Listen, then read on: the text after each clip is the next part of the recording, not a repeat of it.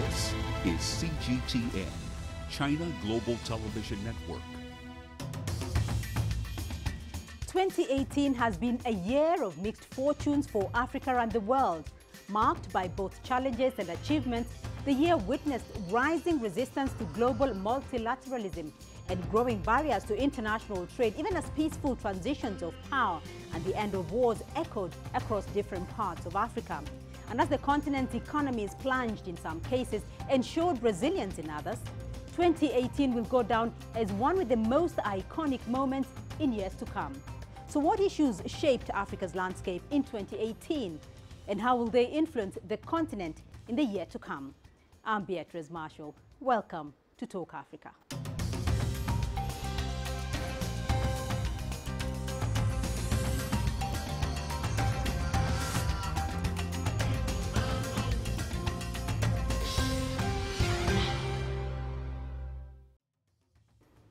It has been a year of both highs and lows.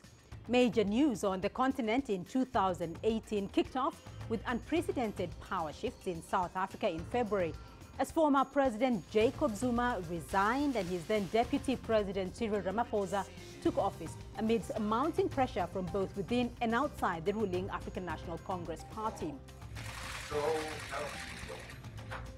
March witnessed the signing of the Continental Free Trade Area in Kigali, an agreement spearheaded by the African Union that is aimed at creating a common market for all of the African Union's 54 member states.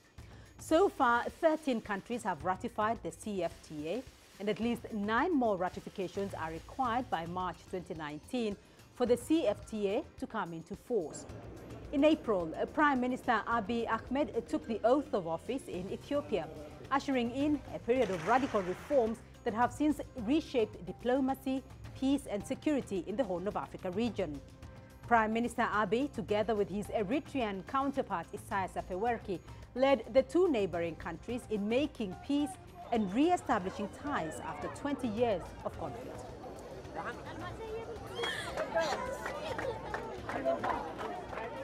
And in August, the continent received news of the death of Kofi Annan, the former United Nations Secretary General and one of Africa's most prominent diplomats.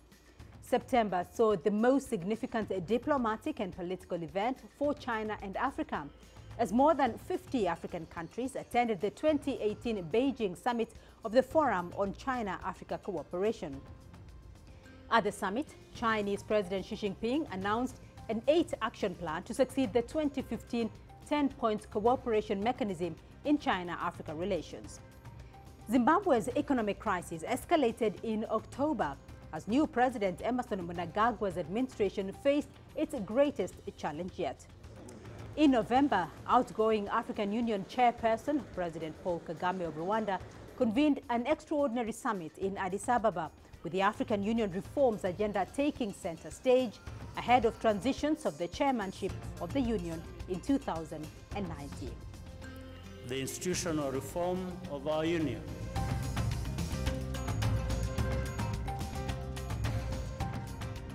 Quite momentous occasions there for Africa in 2018. And to help us expound the significance of this and other events in the year 2018, I'm now joined by Victor Gao in Beijing. He's an international relations expert and current affairs commentator. David Monyai is joining us in Johannesburg. He's the co-director of the Confucius Institute at the University of Johannesburg. And with me in studio, consultant economist David Owiro and Dr. Francis Mangeni, Director of Trade and Customs at the Common Market for East and Southern Africa. Gentlemen, welcome to the discussion. Before we take a look at these specifics, I want to get your views, all of you, on 2018. Victor Gao, let me get an assessment from you first and thoughts on the trends that you feel shaped Africa's landscape in 2018. Well, I think in 2018, Africa is developing well. Many countries have achieved a good economic growth rate, and China is very much involved in Africa as a whole, and with individual African countries in particular. The China-African Summit meeting, which went on very well, has become a landmark event. And I think we here in China are very proud of the good relations between China and African countries as a whole. And we hope in the new year there will be greater success and greater development in capacity building, in China-African cooperation, and in multiple layers of exchanges and development between China and African countries. The more African countries develop, the happier here the people in China will be. David Monyai, your thoughts? What do you think shaped Africa in 2018? 2018 has been a wonderful year for the continent as well as for China. In Africa, I think one major achievement has been stability. I think we have seen a peaceful treaty between Ethiopia and Eritrea on the Horn of Africa. In Central Africa, there hasn't been massive conflicts. In Southern Africa, there's been relative peace, peaceful exchange of governments, quite a number of achievements at the economic front. Francis Mungeni. Right. In my view, some of the events that shaped Africa include the fight against corruption, which was the theme for 2018 for Africa. And according to Transparency International, some African countries like Rwanda and Namibia are doing very well. In fact, in some cases better than some European countries like Greece. So that was one. The second one is the African Continental Free Trade Area. The agreement was signed on the 21st of March in 2018 in Kigali at a huge summit. 44 out of the 55 African countries signed this agreement on the spot. As we speak now, the number has risen to 49. And again, as we speak now, the number of ratifications has risen to 14. So we just need 8 more to reach the threshold of 22 ratifications for this agreement to enter into force. At the level of the regional economic communities, we had a lot of progress. For instance, if I can speak for the common market for Eastern and Southern Africa, we put in place some groundbreaking initiatives like establishment of a digital free trade area, digitization of our trade facilitation instruments, which is supposed to add $17.3 billion every year on trading goods. So in my view, this really stood out. In addition, of course, to good economic performance, as well as some very good leaders that we have in Africa now. The Ethiopian Prime Minister, Ahmed, he really did some wonderful things for the country and for the region as a whole. President Kagame continues to provide very good leadership, as well as President Mamadou of Niger with respect to continental integration. Right, David Owiro. Yes, of course I agree with the sentiments of my colleagues.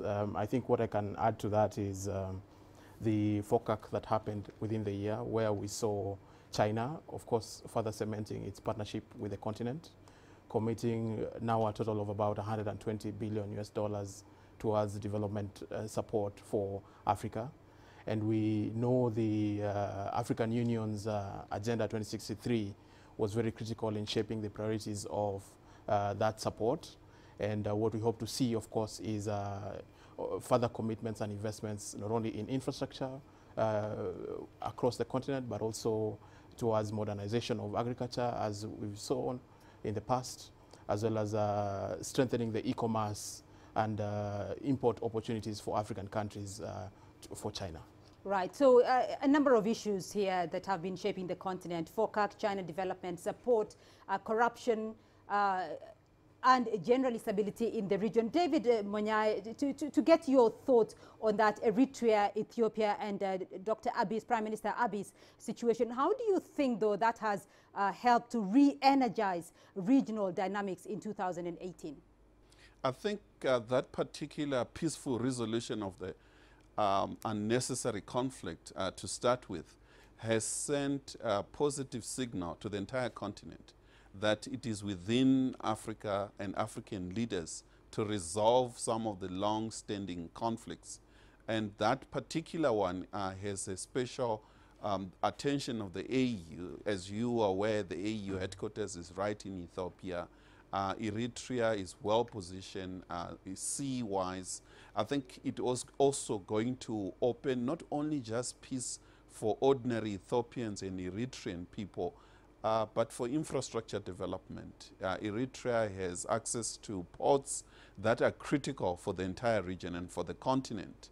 And I think what Africa requires, and the lessons that we have learned from China, is that you need a long-term stability, peaceful as well as dealing with quite critical issues such as infrastructure, as well as peace, allowing people and activities, interactions, that in itself sends good signals to the markets. Right.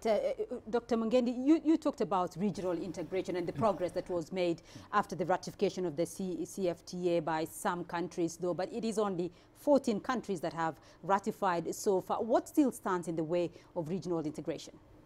Right. So the progress we have in regional integration is good.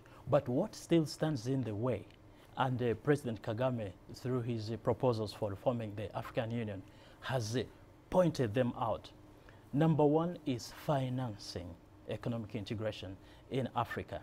Fortunately, we now have a decision agreed at the African Union level that we shall have a contribution of 0.2% of import duties to the African Union budget from member states. And we have over 24 African countries that are already contributing under this arrangement. The other countries are still to come on board, but autonomy in financing our integration is a challenge. Donor dependence is a problem.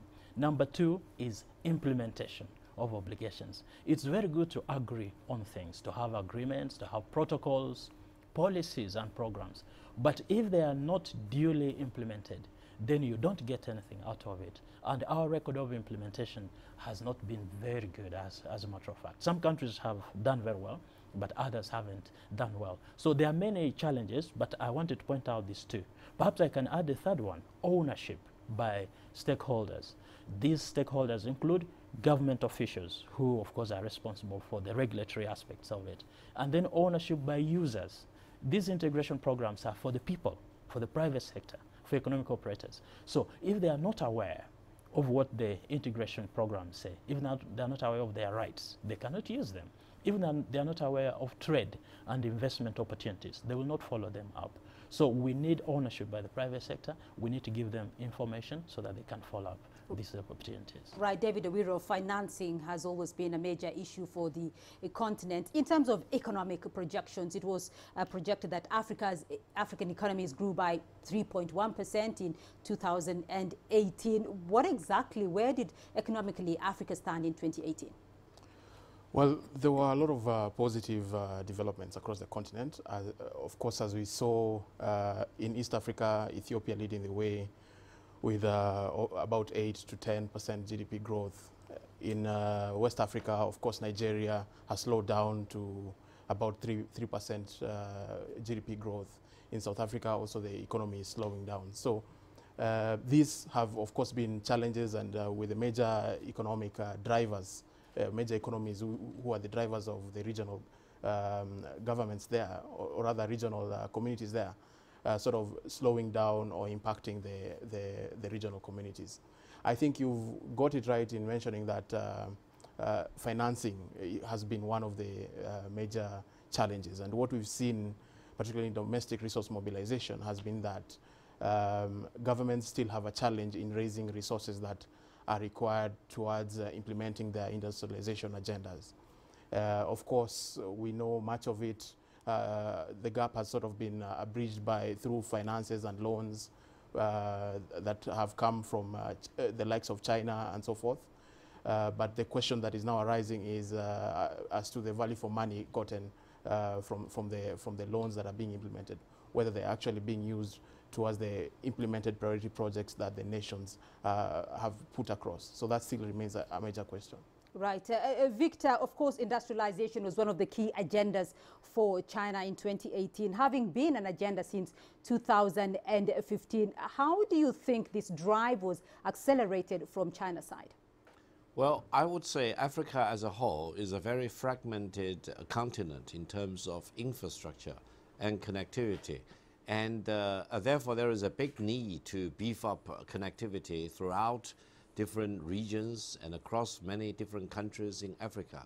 However, many infrastructure projects are very capital intensive, and there is a lack of capital in many African countries. Therefore, how do you really line up equity financing as well as debt financing is a key to the success of these major infrastructure projects in Africa. I think from the Chinese perspective, the more countries willing to commit real money and real resources to Africa, the better, because the demand for such resources and the capital in Africa is huge, and China by itself cannot satisfy all this demand. Therefore, I think from the African countries' perspective, the taste of the pudding is in eating it.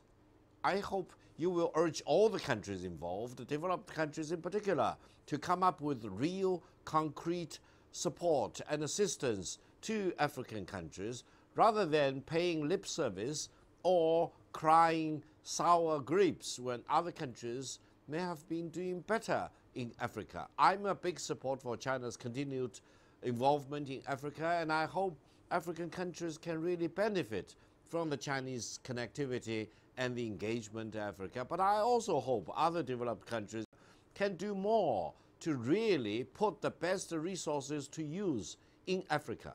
All right, Dr. Francis Mugeni and David Owiro, David Munyai and Victor Gao. We'll leave it there for the moment. We'll take a short break now, but do stay tuned. Africa in 2018 is on review tonight on Talk Africa. We'll be right back.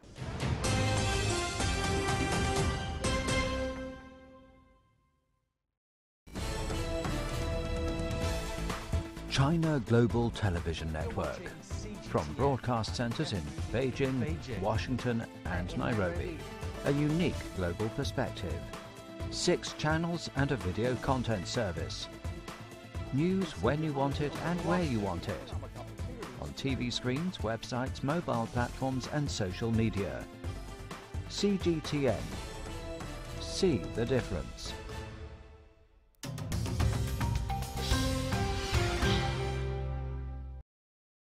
Welcome back to Talk Africa. We are looking back at the year 2018 in Africa, and my guest still on standby. Let's continue with this discussion. Victor Gao, to you first. The world seems to have rediscovered Africa, so to speak, in 2018. We've recently seen the United States release a new Africa policy after quite a lull there. We also saw leaders of the United Kingdom, of Germany, of France, all trooping to the continent in 2018. Why do you think that is? The more countries interested in the development of Africa, the better. I personally would really urge more developed countries to show a strong and real interest in development in African countries. Therefore, you named several major Western countries. The more they get involved, the better. But really come up with real concrete assistance to African countries and real participation in Africa, rather than doing lip services, for example. And also, don't condemn other countries if they get better services and engagement in Africa. And further, I would say, countries like Western European countries, Canada, Australia, and the United States and Japan, for example, can really work hand in hand with the Chinese companies and the Chinese government in providing more consistent assistance to African countries. As I mentioned, Africa is very fragmented in terms of its infrastructure, and there is a huge need to develop more coordinated infrastructure and connectivity projects. Therefore, more countries get involved, the better. David Munyai, to you, that same question. Why do you think that is, and what is different today? I think what is rising at global level, firstly, the post-1945 world order is disintegrating. I think you see with the leadership in Washington under President Donald Trump, with Britain exiting the European Union, I think you see right wing on the rise. This reminds us of the time before the Second World War. And that worries quite a number of analysts and people on the ground. What we also see is the change in terms of ranking of countries. Countries that were more powerful, such as Britain, are being overtaken. Britain already has been overtaken by India as number 7 economy in the world. And you're going to see more of that. And some people are not happy with seeing that kind of change. But having said that, Africa becomes now the center as a continent with the poorest countries, And therefore, I think there is a need for Africa, firstly, to really stand united and operate within the AU with one position on all issues, and demand to be respected, and the need for transformation of United Nations Security Council, and all other important institutions of global governance. So that is not taking place. David, Yes. the post-1945 world system is disintegrating. Where does Africa stand here? I am in agreement with Dr. Monyai's views. What we should resist as Africans is that the notion, the age and the decade where we had to choose sides is gone. And really, African nations are at the juncture where they can do with both sides of support, particularly because they are complementary. If you look at investments traditionally coming from so-called traditional African partners, US, UK, are mostly in governance and the soft core issues. And support coming from China is towards the hardcore infrastructure issues. And so you cannot have one versus the other. Both of them are complementary, and both of them play a role in getting Africa out of the rut that it is in.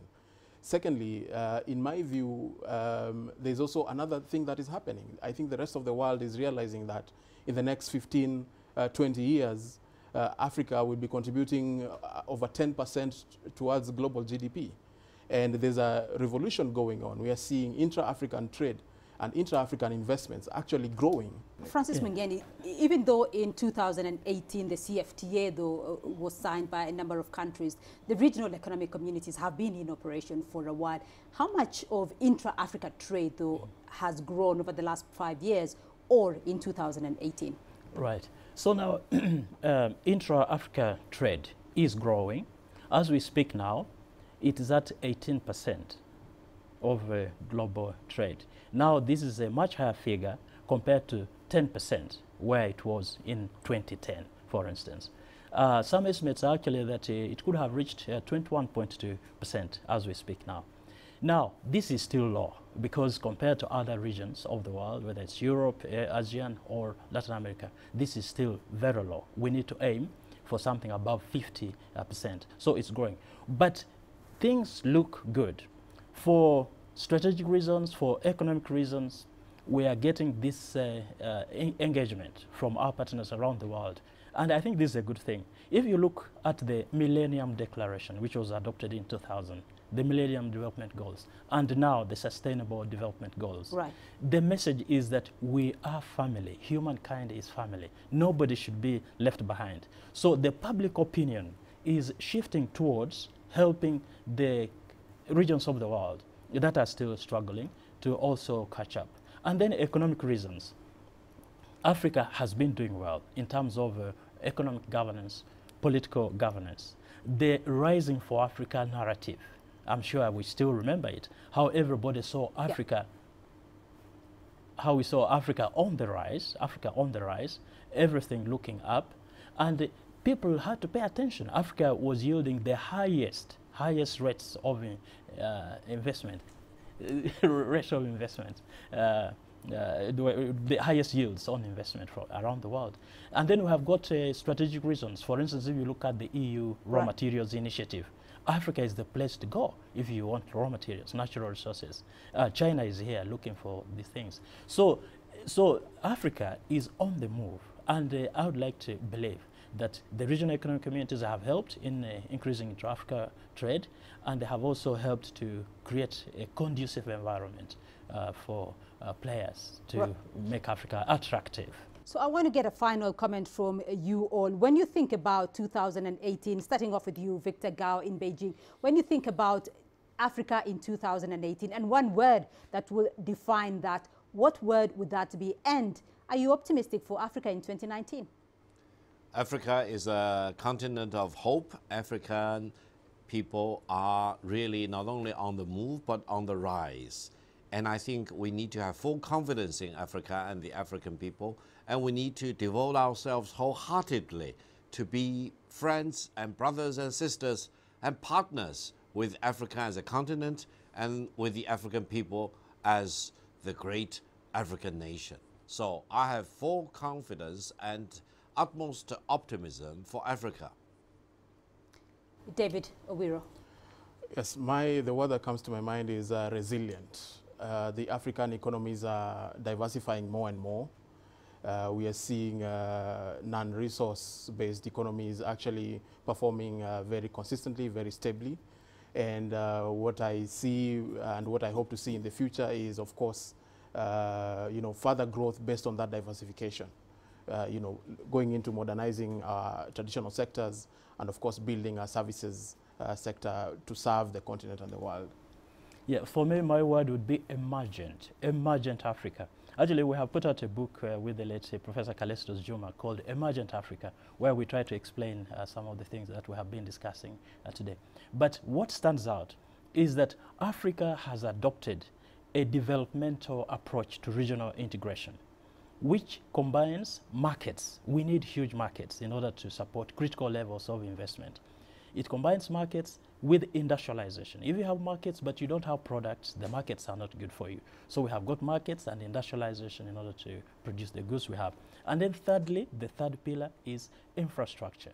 If you have the markets, you have the products, but you can't move around the people or the goods or the services, then this is not good enough. So we have firmly taken that route of developmental integration, and we are beginning to see results. If you, as we said at the beginning, you look at the Continental Free Trade Area, you look at the Agreement on Movement of Persons, which we again adopted in Kigali, you look at the Single African Air Transport Market. These are groundbreaking initiatives, which I think are going to take us far. But we are very optimistic. Everything looks very positive now.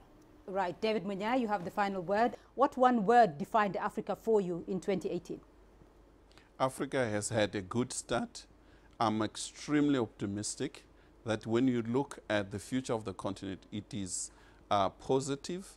We have to ensure that we have the drivers of development economy. We also need to deal with issues of energy, bulk water, big infrastructure. And therefore, we are pleased with what's happening in Ethiopia with the Grand Renaissance Dam. We need similar projects such as that one in DRC. The Inga Dam need to come up online for us to think in future. But most of all, we need to invest in our people, the young people. They hold the keys to Africa's future.